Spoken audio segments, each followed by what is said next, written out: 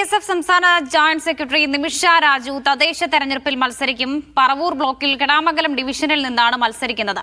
SFI നേതാവ് ആർഷോ ലൈംഗികാതിക്രമവും ജാതി അധിക്ഷേപവും നടത്തിയെന്ന് പരാതി നൽകിയ നേതാവാണ് നിമിഷ രാജു.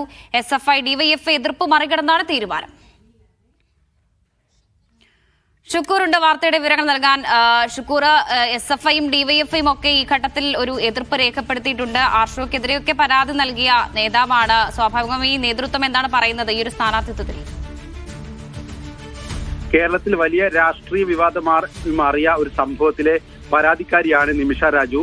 2021 MG സർവകലാശാല സെനറ്റ് തെരഞ്ഞെടുപ്പിൽ SFIയും AISFും തമ്മിൽ ഒരു സംഘർഷം നടന്നിരുന്നു.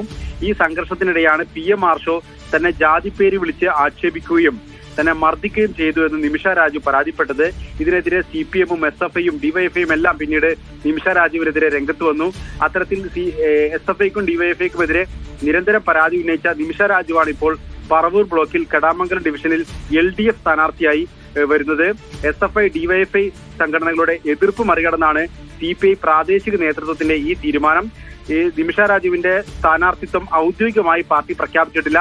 എന്നാൽ നിമിഷ തന്റെ ഫേസ്ബുക്ക് പേജിൽ ഇത് സംബന്ധിച്ച ഒരു കുറിപ്പ് നേരത്തെ തന്നെ പോസ്റ്റ് ചെയ്തിരുന്നു. നാളെയാണ് ഔദ്യോഗികമായി പ്രഖ്യാപിക്കുക എന്നാണ് വിവരം.